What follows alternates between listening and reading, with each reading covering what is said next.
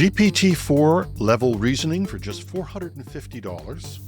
Mark Zuckerberg says Meta is to replace its mid-level software engineers with AI in 2025. AI agents could surpass humans as primary app users by 2030, according to Accenture.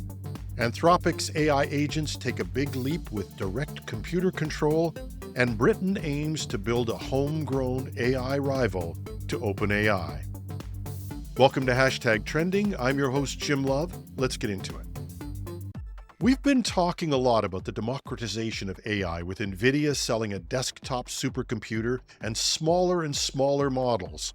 But how about an AI model with the reasoning power of GPT-4 that you can train for $450? That's right, $450. Researchers at UC Berkeley's Sky Computing Lab have released Sky T1 32B Preview, a reasoning-focused AI model that rivals early previews of OpenAI's GPT-4 at a fraction of the cost. I don't even know if you can call it a fraction. According to the team, training this model costs less than $450, a monumental drop from GPT-4's estimated $78 million price tag. Sky T1's trick is using synthetic training data with carefully optimized hardware. The researchers ran a 19-hour training session on just 8 NVIDIA H100 GPUs, each costing about $25,000, and that price is dropping. That showed that top-tier AI does not have to break the bank.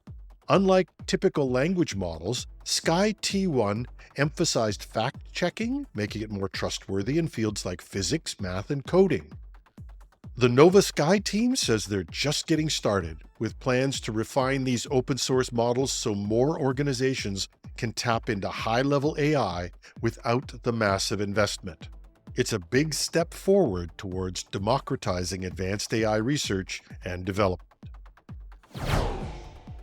In a recent podcast interview, Mark Zuckerberg, CEO of Meta, revealed plans to replace his mid-level software engineers, we used to call them programmers, with AI agents by the end of this year, citing the rapid advancements in artificial intelligence.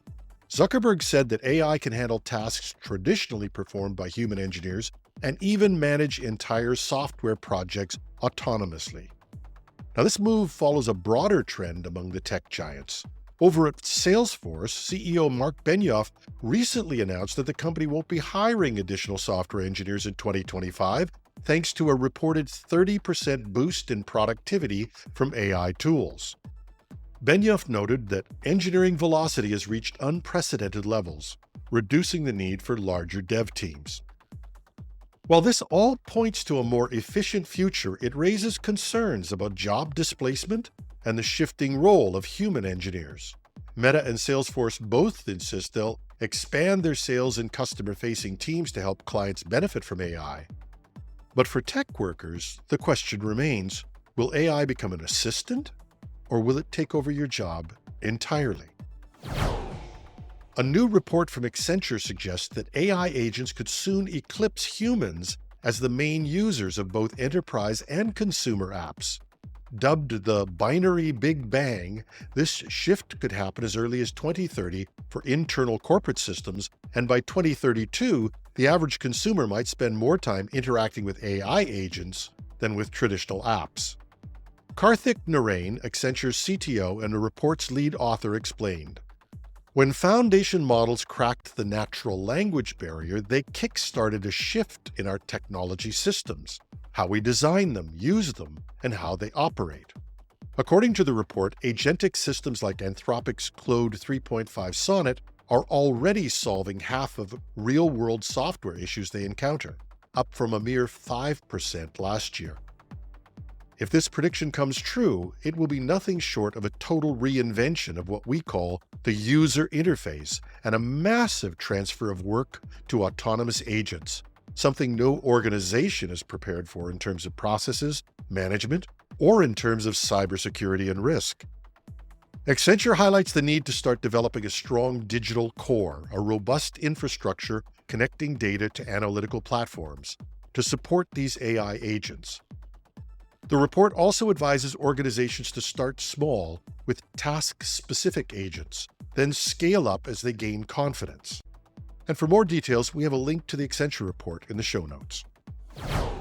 Now, following on that last story, Anthropic has unveiled a major update to Claude, its large language model, giving AI agents the power to directly interact with a computer. Called Computer Use, this new feature enables Claude to move cursors, click buttons, and type text, automating on-screen tasks that once required human input. DoorDash, Canva, and Asana are among the first to test out this capability, seeing how it can streamline workflows and save time. Anthropic's chief scientist Jared Kaplan told MIT Technology Review that this marks a turning point in agentic AI. Claude will not just auto-complete, he said, but debug, run, and even fix code. Still, Kaplan warned of potential security pitfalls, such as prompt injection, attacks where malicious instructions trick AI into unintended actions. Anthropic is working on safety measures and emphasizing human oversight. With the ability to perform real-world tasks, AI agents are stepping out of the chatbot and into our daily workflows, both an exciting and a challenging development for businesses everywhere.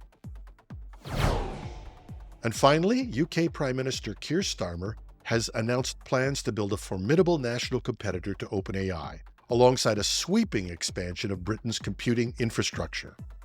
During a visit to Bristol, Starmer detailed the country's ambitious goal, a 20-fold increase in sovereign computing capacity by 2030. The government also plans to launch an AI research resource and set up AI growth zones, easing planning rules to speed up the construction of data centers. The initiative follows recommendations from tech investor Matt Clifford, who was tasked with creating an AI Opportunities Action Plan. Among the highlights is a plan to develop foundation AI models within the UK and established a national data library to unite public institutions. Industry voices like Zara Barholomi of Salesforce have praised the bold vision for AI, though questions remain about funding and whether the UK can compete with the deep pockets of Silicon Valley. The government's flexible approach to AI regulation could be a differentiator as it positions Britain as a more innovation-friendly environment than the EU. Which brings me as a Canadian to ask, why isn't Canada moving more aggressively? We have the brainpower. In fact, it's likely that generative AI wouldn't have been possible without Canadian universities and research where people like Geoffrey Hinton, the godfather of modern AI, and even Ilya Sutskever, one of the founders of OpenAI, did their research on neural networks. And that's just scratching the surface.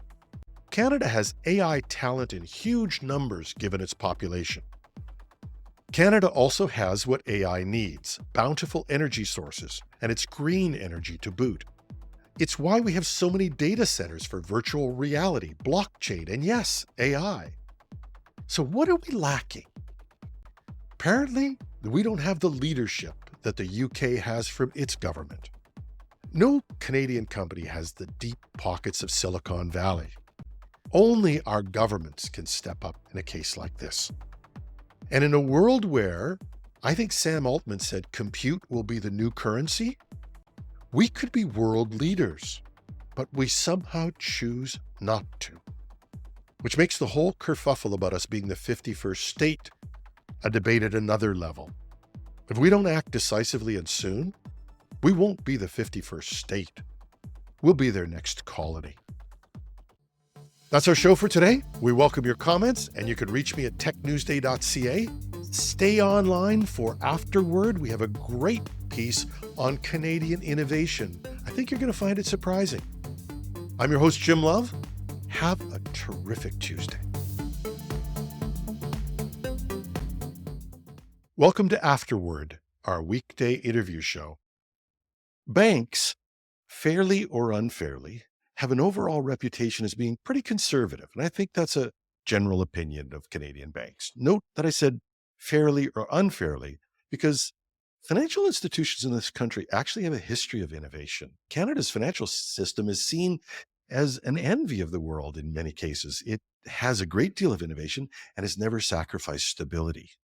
Now, unless you work in the industry, you wouldn't know how much of this pioneering happened in the banking industry, or how advanced our system was in providing convenience in Canada, where we could use bank cards in any institution. We could pay for goods and services almost anywhere, making us the envy of the US and other countries. And of course, Canadian banks have been leaders in the use of AI to ensure safe financial transactions. So while we might think of banks as being process innovators, would you think of a bank as leading in the development of patents for new technologies and services? The fact is that our own TD Bank is one of the top patent filers in Canada. Surprised? Me too. I didn't know about this until I was invited to what I'll describe as a celebration of innovation at the bank. And I met, among others, Josh Deeth, the Vice President of Enterprise Innovation and Design, Intellectual Property, and Ideation for TD Bank. Welcome, Josh. Thanks, Jim. Pleasure to be here. Now, before we jump into the area of innovation and patents, tell us a little bit about yourself and how you came to this role at the bank. Yeah, so by training, I'm an intellectual property lawyer, and I've been called to the bar since 1999. When I joined TD, I joined in the capacity on the information technology team and contract work we did for vendors. The intellectual property piece at the time was seen as something that people were interested in, and they felt that things were going to move in that direction, but they didn't yet know where things were going to materialize. And so as I continued my career at TD, we started to see that this intellectual property issue, innovation that was occurring, was becoming more and more pronounced. And we started to build and establish that function within TD. And that sort of evolved over decades, literally, to where I am today in the role that you've just set out. Now, how did that feel when you first got into a lawyer coming into primarily a technology and financial environment? What was your experience like? It was on the contracting side, obviously, it was very busy. And back in those days, the banks bought their innovation from IBM and Microsoft and others, and that's just how we all functioned. And when I would attend intellectual property forums, particularly on the patent side, and I would explain to people that I'm building a patent function within the bank, other patent lawyers looked at me like stunned. They couldn't believe there's no innovation that's happening in banks. How are you possibly doing this?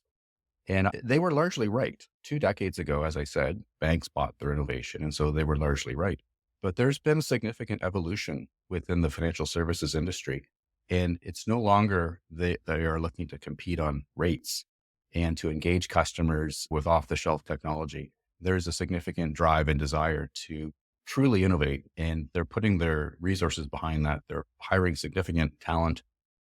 We have almost 1,000 inventors within the TD universe, the significant volume of projects and initiatives that we can get into a little bit later. So I've rode the journey from the dark days of innovation to a period where it was a little bit of innovation theater to now where it is a foundational premise and pillar of the bank, one of its core driving objectives to innovate with purpose. I trust it's correct that TD is now the top patent filer in Canada. We are definitely the leading financial institution by a mile. Yep. On some metrics, sometimes we are the number one filer across all industries in Canada. Yes, that's true. And But definitely in financial services for sure. Oh, definitely in financial services by a significant mile. We're not in the patent game. I think it's an important message to understand. We don't file patents for the sake of filing patents. We're not a pharmaceutical company, which really lives or dies based on their patent technology, but we are in the innovation game. And patents are used to crystallize innovation and to really secure the most maximum return you can get from that innovation investment. And while we're leading in Canada, we're also very strongly positioned in the States. We are amongst the banking house club, the clearinghouse. We're in the top 5 amongst the filers, and that includes JP Morgan, Wells Fargo, Bank of America, Citi, all those heavyweights.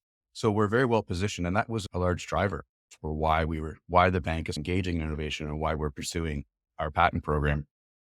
It's not so much to develop this massive patent portfolio. It's because the level of competition has significantly increased and there's that demand now for innovation. I will tell you though, that I'm on at least one council that deals with innovation in Canada, across Canada, with some really interesting people. And the thing that we all talk about behind closed doors is we've got lots of patents in Canada. We're just not using them. And so having an organization that is developing patents around useful and technology in use is a great thing. Yeah, absolutely. And we're quite proud that the vast majority of our filings, again, are coming from projects and initiatives that the bank is building and implementing and launching. And it's not blue sky speculation. Let's file an application. As I said, we're not in the patent game. We're in Yeah. the innovation game, and patents are just used to help crystallize those assets. Can you give me some examples of some of the things, the innovations that you've done and some of the patents that you filed that related to those? We have lots of different buckets of patents across the bank. Probably the ones that are getting the most attention now are going to be in the AI space. We've shifted our direction of filings to really track what the bank is doing. And so now in this year and successive years, about 50% of our filings are going to be AI related. And again, back to that issue that the bank bought an AI company, Layer 6, about 4 or 5 years ago, significant investment in talent to be able to actually really do these innovations. And one thing that we have a significant body of filings around is the explainability and using AI in a way that we can explain why it's making these decisions.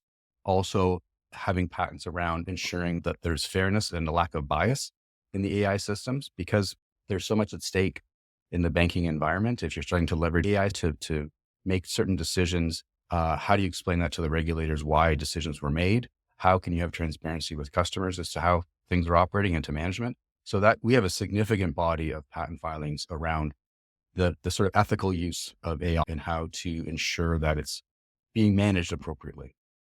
These are the core areas of AI. These are the things that keep it from being practically useful in many cases, explainability and being able to make sure that it's fair and equitable in both how it decides and how we use the exercise, what it does for us. This, I'm blown away. It's one of our core areas of filings. The internal system is called Cortex for explainability, and it won Invention of the Year about 4 years ago, the patent invention of the year, because we felt it was so profound as well. Wow. And this is a major change in our financial institutions. I have to ask you, what's the secret? Why is it happening now? Why is it happening in the bank? Why is innovation happening? Why this level of innovation? What makes the difference that makes that happen? I think I'm speculating because I'm on the patent end of the process. We're seeing innovation occurring and then we're capturing it and crystallizing it. But it was really the advancement of technology and computing power and so forth, which has become much more readily available as a commodity, cloud computing and so forth.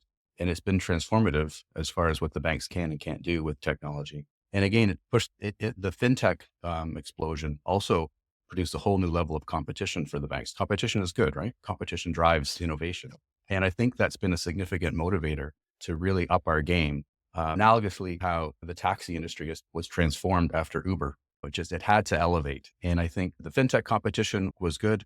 The desire to get away from rate wars was a significant challenge. And also the expectations of customers, having become so used to the Amazon type of experience, the PayPal type of experience, the banks had to adopt. And they took up the torch. At least TD has taken up the torch to really move in that direction and to meet customers' expectations that are being pushed in so many different directions, and to more convenience, simplicity, confidence. That's happening across so many different platforms, and the banks need to be there. So that's why I believe they've taken up the torch. Yeah. And to a great degree, this is also an intentional program. And but what I mean by that is the bank is actually encouraging both uh, its employees and its staff to innovate. You've got a program for that. Can you describe some of those for me? Yeah, it's a skill that you can learn. And we have done a significant amount of work to start to educate individuals as about you can innovate and we want you to innovate and we're receptive to that. We have a few channels for that. On the patent side first, it was an education to the community about the work that you're doing in your projects. That's just not your day to day. That is unique to the world. That is patentable innovation. And that was an aha moment for many people. And so that by the bank sort of endorsing and supporting the patent program, what we've been able to do is start to identify and tag work that's happening and say that type of work that's elevated to patentable, that's unique in the world. So we started to create this community, this inventor community. And now that you have this community, you can communicate with this community. You can share best practices. You can educate. They can start to mentor those who are looking to expand and develop their own innovation skill set. We just this year launched or last year, I should say, announced the Elite Inventor Group, which are inventors in the bank who have filed over 100 patents, or they have been named Inventor of the Year. So now this group, part of the quid pro quo, was that they would agree to mentor others. So from the patent program perspective, it wasn't so much that we were, as I said, pushing to file patents, but we pulled and we were able to create this community. And now we can work within this community to continue to elevate and build it. On the other side of the equation, non-patentable innovation, we've worked across the enterprise to establish business directed challenges where the businesses have committed to, here's a problem. Can you help us solve it? And to reach out to the community. And there's a few different ways we've structured it. Some of them, they can reach out to the enterprise and have the enterprise submit results. And what's been surprising in those situations is whatever LOB was the sponsor, the winning ideas did not tend to come from that particular LOB staff or talent pool. It came from other areas in the bank, which shows the diversity of thought and talent. And they're applying new insights and thinking to the challenges that were raised by that business. And then other sorts of other business challenges relate to just a particular line of business. Like TD is fairly famous for constantly addressing customer irritants. And that's a space in our Canadian personal bank that's had that challenge persistent for quite some time amongst the staff to keep finding these issues that we can fix. And that's in relation to we call it the Ideate program. And that's where right now we are using it for challenges, but you can also provide a submission that says, hey, I've seen this issue, or this is something I think that will improve colleagues or customers. And we review them, all of them, to make determinations as to proceed or not proceed and how to address them. And yes, there's been 1/3 of the population over a period of the time the program has been running has participated in that. I don't want to make this seem easy. Banks are big structures. They're highly regulated. What are some of the challenges that you've had to overcome to keep this culture of innovation alive? You have to look at it from an entrepreneurial perspective as well. I'm a frustrated entrepreneur, so I've become an intrapreneur. And as you're aware, it's not a sprint, it's a marathon. And I think with both programs, it has been a dogged determination to continue to push, to educate, to support, knowing that this would have merit. It takes time to build traction. It takes time to get engagement. And then once you get engagement, you have to respect the engagement. There has to be if they submit an idea or they provide a response to a challenge, there needs to be an action that results in outcomes that they can feel that they were taken seriously, that there was ideas that were actioned and delivered on, because people have spent a lot of calories trying to address these problems or come up with these issues. Getting the momentum going. And now we're in the stage of continuing to build and nurture the community, which is it's a constant ongoing effort, but it's been very rewarding. We're getting additional recognition, additional rewards, additional challenges, and the community just says more. And we're really pleased with the adoption. And I think we're in a very good feedback cycle right now. But it's persistence. It's persistence. Yeah. And what's the thing that people most miss? I'm asking you a question. What am I missing? Tell me you'd really like me to see in this program that you're proud of, or you think really highlights what it is? I think the thing that is most important, and it's something that I just touched on, but it is the issue of the persistent commitment. So when we started both programs, it was like, okay, maybe like people got it conceptually, but it wasn't as if I could point to something and say, because we were leaders, I couldn't point and say so and so and so, so therefore we should follow. And so it was a leap of faith that the organization took, and it wasn't an immaterial leap of faith. And there was a commitment from senior leadership that the theory of innovation, that this was going to be material, this is something we have to do, resonated. And so through thick and thin, and through times when we were starting up, the numbers weren't great, that we didn't have very good stories, and there wasn't something to point to say, aha, you should continue to support this. And that's in an environment where there's always scarcity of resources, and there's always a challenge as to where do we invest dollars for the return. And so I think the bank, they made a bet and they stuck by it and they persevered.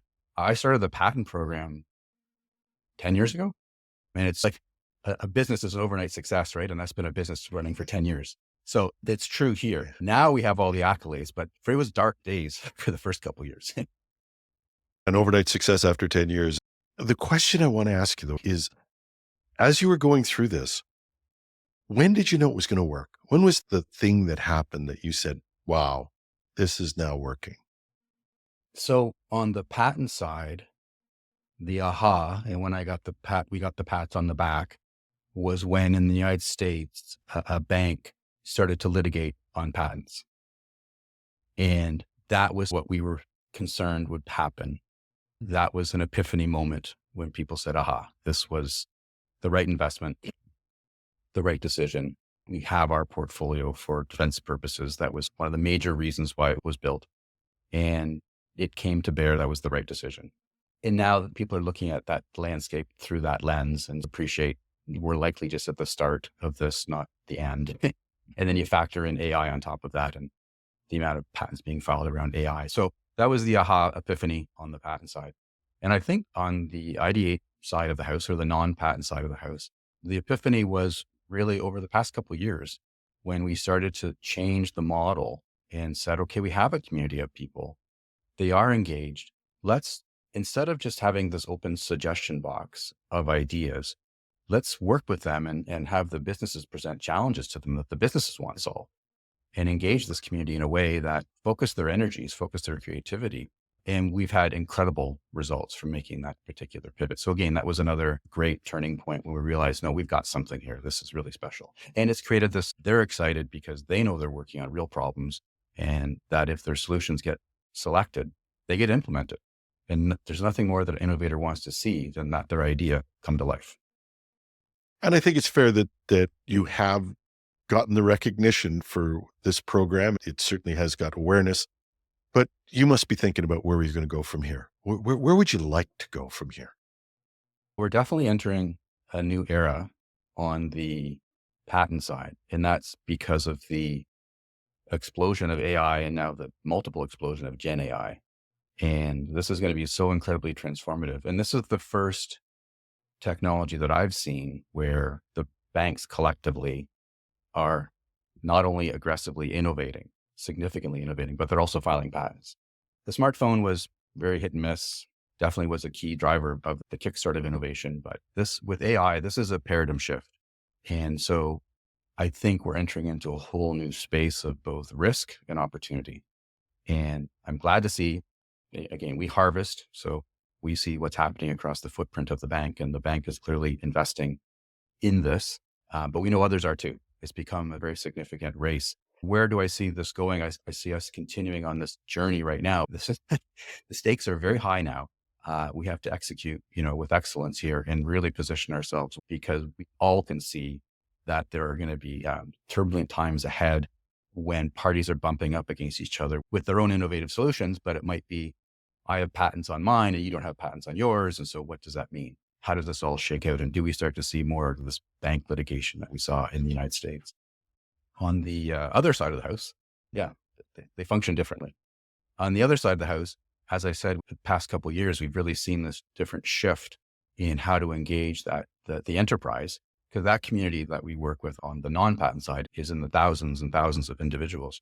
And so to see how we can start to engage them in this new way, and the level of recognition that they're getting when their ideas get implemented, and the engagement from the senior executives, that to me is, I think we have a significant runway to grow that community and to make people really feel like they're part of the TD Invent community at the bank, which is something that was, I think it was recently launched by the bank, and it was a great initiative to bring the innovation groups and the innovation functions together and just align on a vision of innovation.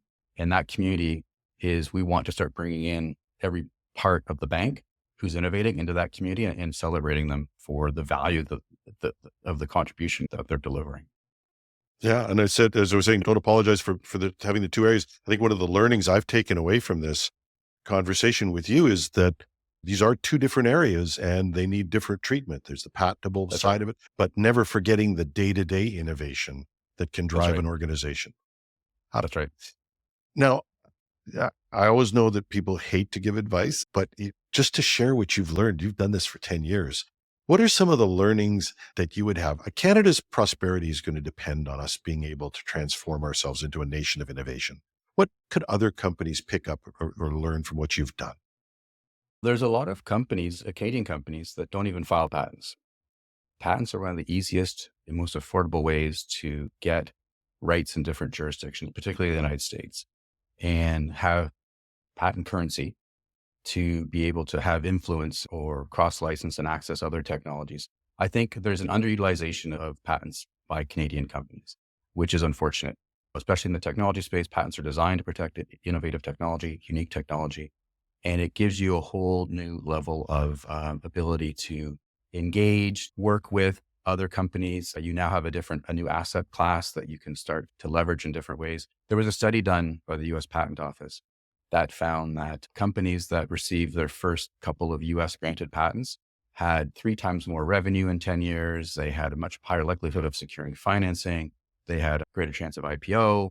You're crystallizing an asset class that's new to the books, and it's something that Canadian companies just don't seem to take advantage of. I don't understand why they don't do that, especially if their vision is to participate in larger markets, particularly the United States.